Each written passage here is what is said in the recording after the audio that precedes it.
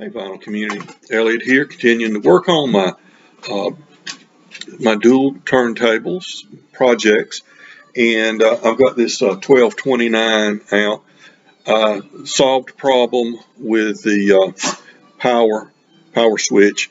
It was stuck and would continue to run. It was capacitor. Got that capacitor changed out, and that did the job, but it was running, it was making a lot of noise, and I was hoping that was because it was running continuously. But you know, that was probably false hope. Anyway, it's I've set it back up, and it's playing fine, except I'm getting that whistling sound from my motor. So the motor obviously needs to be opened up and lubricated, cleaned out, and re-lubricated. So I'm going to do a little video on that. This is kind of a major undertaking for me. I've never done it before. Only found one good video showing someone do it, so I'm going to try to parrot what I saw him do as best I can. It's a video, guy that makes videos called 12-volt vids, I believe it is, and he seems to know what the heck he's talking about. Anyway, there are various lubricants for different parts on the duals. I don't know how important it is.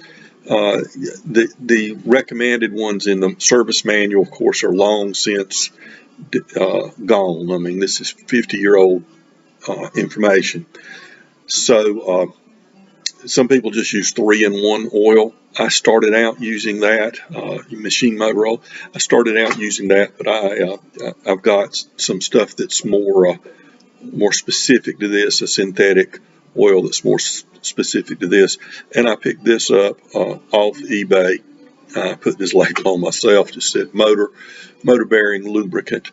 Fellow was selling it. Basically what it boiled down to, and I don't blame the guy one bit. It worked out for me, and I'm sure it helped him get his money back. He had a big bottle of it that he would never use in his lifetime.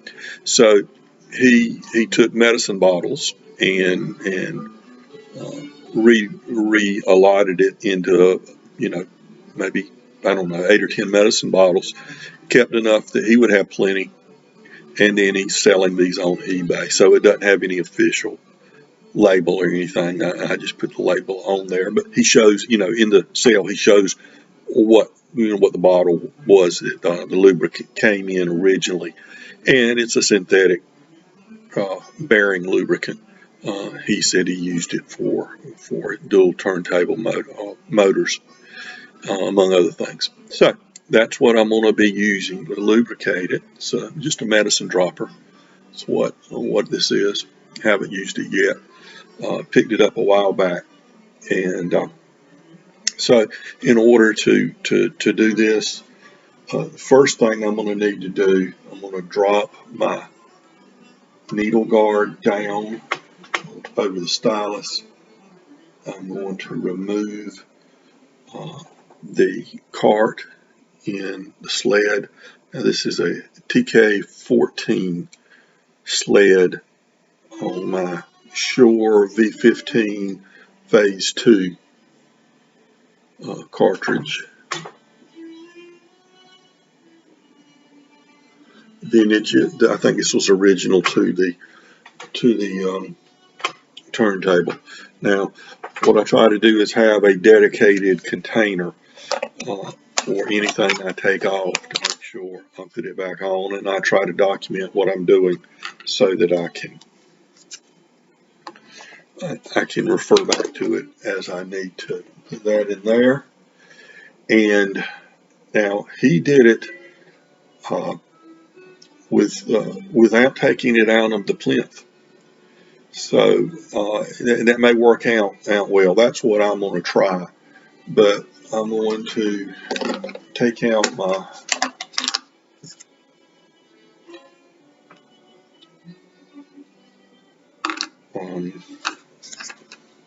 spindle there. Now I don't have the pin in here to hold the platter in. I have it, but I don't have it in right now because I've been working on taking it on and off. So next I'm gonna make sure I block this down, of course, and I'm going to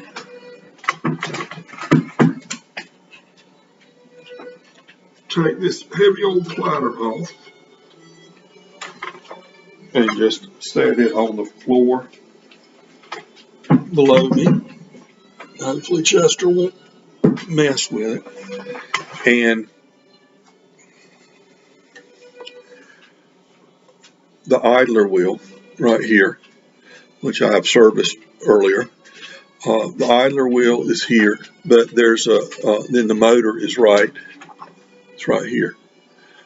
I've got to take 3 bolts off, and I can't get to one of those bolts because of the idler wheel. So there's a little pin here, a little small pin that holds this idler wheel in. The first thing I'm going to have to do is get that off. Put this to the side in my little container and all the parts, and then I can remove the bolts here, these 3 bolts, and get to the back side. And what I want to do, and the way this person did his, was he got it without having to take everything out of the power switch. Okay, I've got everything off, nothing's plugged in or anything, so it should be all right there. That way you don't have, that's one less thing you risk getting wrong or having to do over.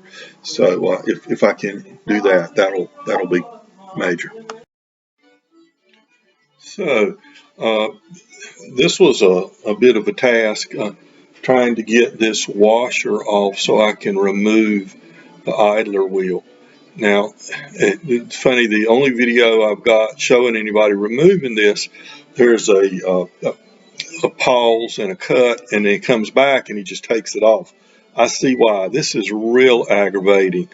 What you've got here is a plastic washer over the top of this.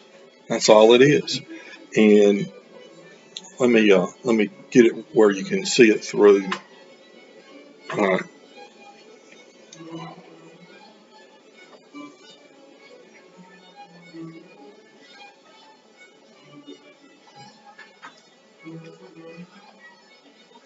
I don't know if you can see that very well there, but I had to use this to gradually prise it up, and I've got it lifted up right there. And I'm going to take that off very carefully, make sure I don't lose it. But that is a bit of a bear if you've never done it before and there's no clear instruction on it. Just basically getting down there with a small, I used this, went to an even smaller one. Get down there and you just keep prising and you kind of work your way around. But if you don't know what you're doing when you're trying to do that, then you don't know if you're doing it right or you're breaking it or not. But that's what you do. Anybody that's trying to do that for the first time, you prise it up and you'll get that little washer off, and then you can go from there. So there's the washer off of the idler wheel. Should be able to lift this off. Yes, just lift it off now. I'll put it in here and close everything up, and now I can get to this screw and get each of these removed, and then I can go to the back of the turntable, the bottom, and I can start actually working on the motor. So we've got the idler wheel off, and now I can reach these 3 screws holding the motor up, and so I'm going to remove those. It's always good to have the proper tools. I didn't, and the guy in the video that I watched do this actually used a pair of pliers, which didn't seem like the best choice. I tried it. I couldn't do anything with it. I sprayed them with WD-40 to loosen them up a little bit. Then I ran over to a friend's house and borrowed a 7mm driver here. So that's what I'm going to do, and I actually already started it before I turned this on. But just really important to be careful as you take it out and put them in your container dedicated just to the current work you're working on, so you don't get anything confused. Be careful you don't drop it down here somewhere. It'd be the end of the world. We can find it. Okay, so I'm going to reach under here, and it's very loose now. It probably is going to drop down. Try to do it by hand the rest of the way. There we go. And the last of those little screws, and you can see I can take it out, and there it is. Now what I'm going to need to do is get it in a position where I can work on it without taking it out. I'll probably put it on this side right here. Okay, I went ahead and took it out of the plinth.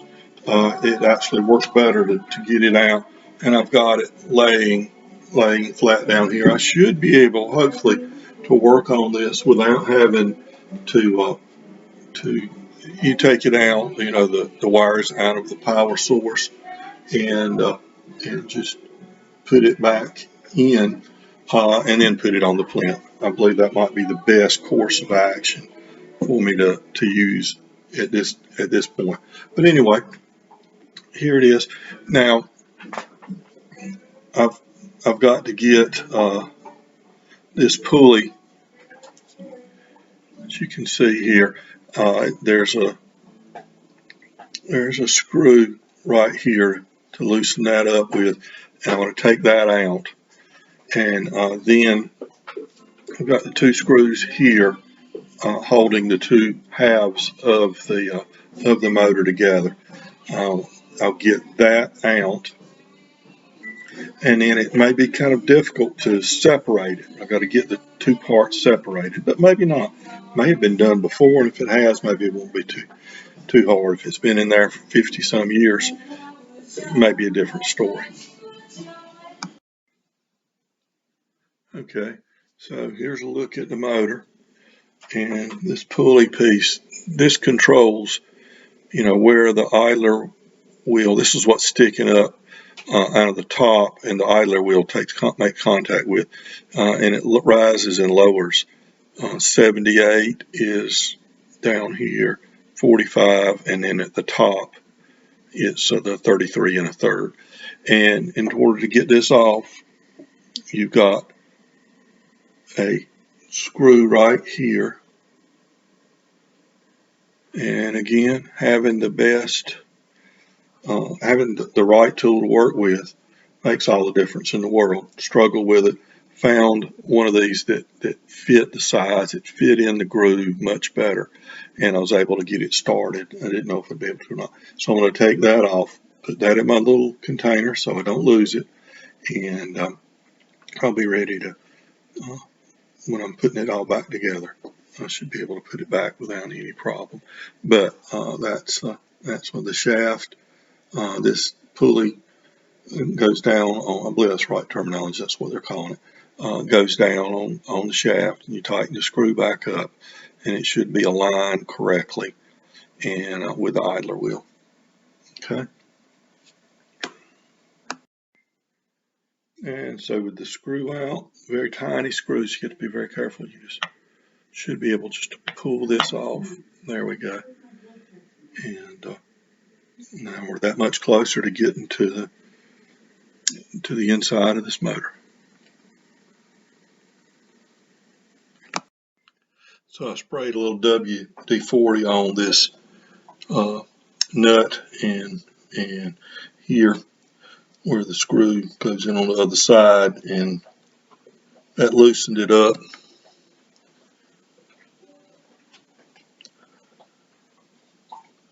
Holding it in place. so I can screw it out.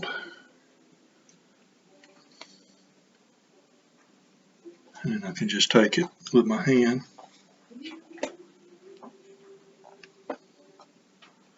And there's a washer.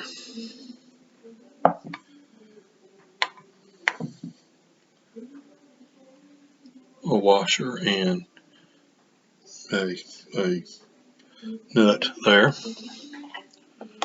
And I'll do the same thing on the other side. Comes right on out. Let's see if we'll be so lucky with this side.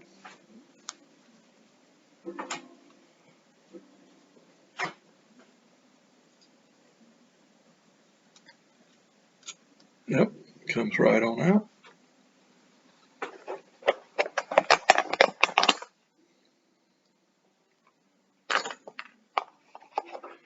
So, theoretically, we've got it separated. That doesn't mean it's going to come apart very easily. I may have to take this shaft, to take a hammer and tap it a few times to get it to come out. I hope not, but I will try. See, it's not by hand. It's just not coming apart easily. I'll try a few things and see what I can do to get it to come off.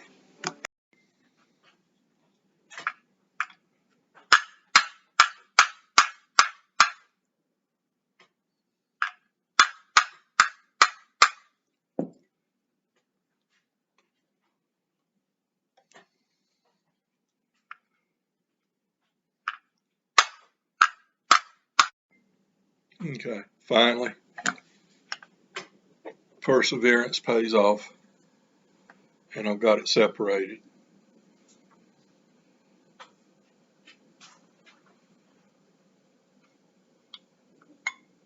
Okay.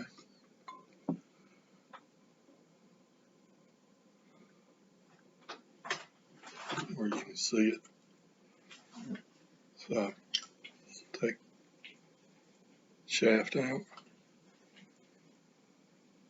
I'll clean this up. I think it's pretty clean as it is. And I'll clean up in here, and then I'm going to apply this stuff, and then to re-lubricate it, and then hopefully, it's my understanding that in here there's something that inside here, inside the bearing, fabric or something. You want to soak it and then fill this up. Okay, well, we'll see how this goes. It looks very clean in here, but I'm going to use Q-tip and just clean around in here.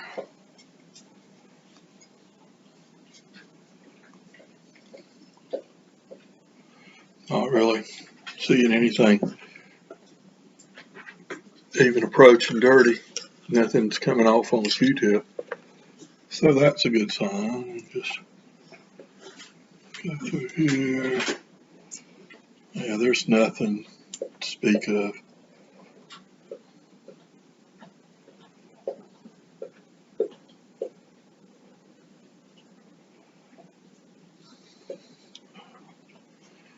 And a little bit of something.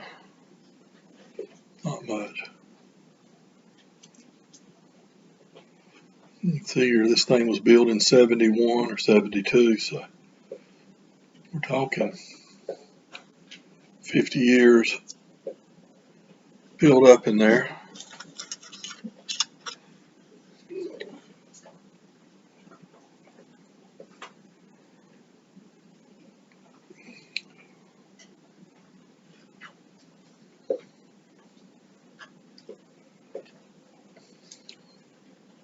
That's good.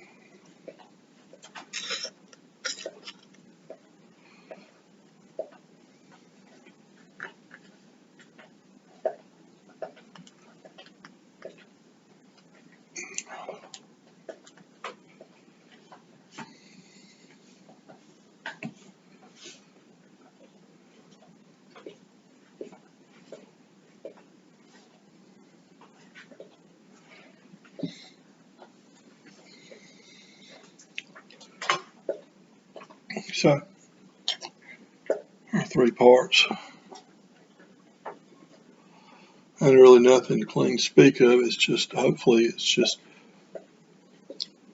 been so long since it's been had any lubricant added to it that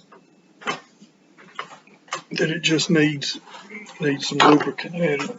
Your bearing cap here, and there's fabric or something in here that will soak up some of the oil. You want to make sure you get it in there really good. And then your rotor and bearing, and then the rotor cap here. I'm going to put some in each of these locations, and that's it. And so that's what I'm gonna do.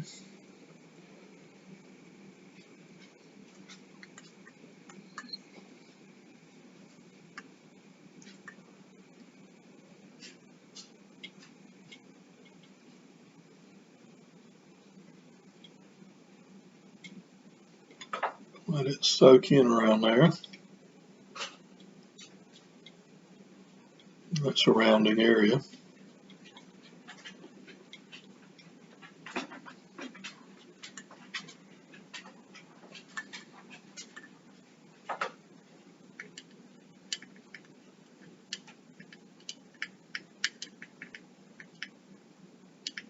Probably putting too much in here. I hate not to have enough and have to go back and do it again. Of course, you know, it's always danger of putting too much of anything in. Put the rotor back in.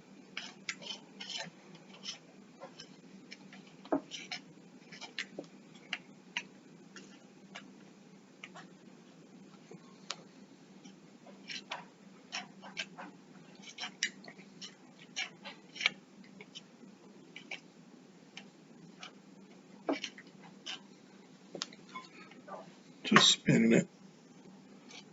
I'm still hearing a little noise, but I don't know how much of that is, you know, unavoidable and not something that I'm going to hear.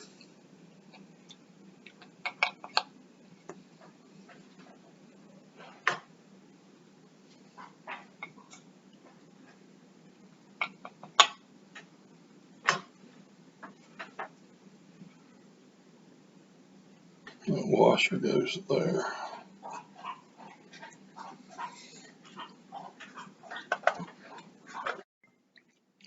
All right, well, let's hope I did that correctly. I've got the rotor back in, and we'll try to align this up to fit in there just right, and we'll see if we can put it all back together the way it came.